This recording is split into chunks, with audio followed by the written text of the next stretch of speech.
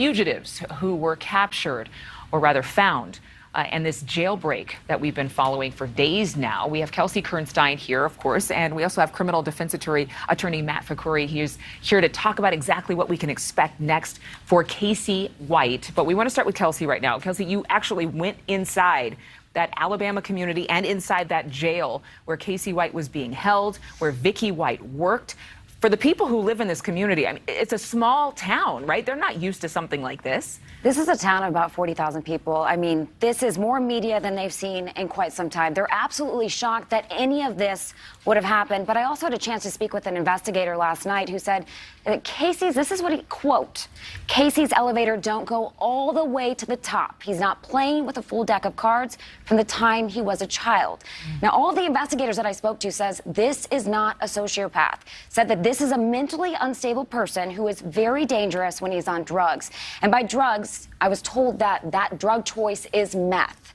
And I've also heard that Casey is kind of a big teddy bear. That's what I've heard from multiple investigators, which is interesting to point out. But I have to point out that Casey White was in the Limestone County Jail the prison for 75 years. It's kind of an unusual sentencing. He got 75 years in prison. This is 3 consecutive charges of 25 years. That's a crime spree that happened in 2015. We know that he invaded a home. We know that he shot at people. He hijacked cars. But then while he was in prison, he wrote a letter confessing to cutting Ridgway's throat. Ridgway is a woman. That he killed, Connie Ridgway. Yes. That he confessed to killing. Yes. Years ago, like in 2015 or something. He is suspected of killing her. He had a confession, but it's interesting to point out that some of his confession does not match what actually happened. She was hit by a hammer, as well as her this is graphic, her throat was slit. But he did not say that he hit her with a hammer. So there's just a lot of questions. But he did say that he killed her. Yes. But he also said in the Limestone County Jail that he killed other people. They went to go look for the bodies. They never found them. Yeah, clearly, again, Matt, this is somebody who has a long criminal history. It's somebody who's been troubled since their youth. And when you use drugs, I mean, there can be a whole bunch of stories that you create in your mind. But in terms of the legality of this case, he was already awaiting trial on this case involving Connie Ridgway, this woman that we're speaking about. Correct. So he was already serving a sentence of 75 years for the offenses that she just mentioned. It was a robbery, it was attempt murder, and various other violent offenses. In addition to that, he has a pending capital murder charge. So that was set to go to trial in June. It'll probably be delayed, but it's a capital case. It's a death penalty case.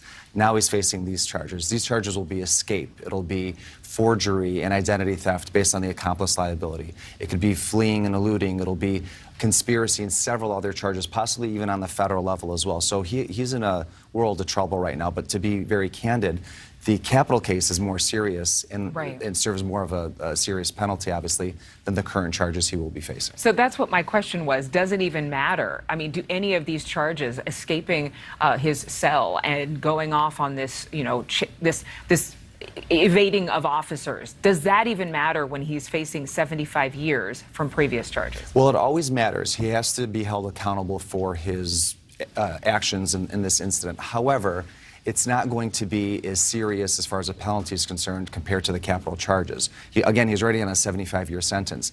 I don't know what they're going to charge him with for this escape charge, but I doubt it's going to reach the 75-year sentence. And I don't think any of these charges are going to be capital-based. Typically, murder is the only capital. Sometimes sex offenses are, but he's charged with murder, which is a capital-based offense. None of these offenses, the escape, the forgery, anything else that they might conjure up on him is going to be a capital case. But what about in terms of where he'll be now confined? Because clearly there's something that's going to have to change at this Alabama detention center. And I'm sure they're having all kinds of meetings to discuss how Vicky White, that corrections officer, was able to just leave.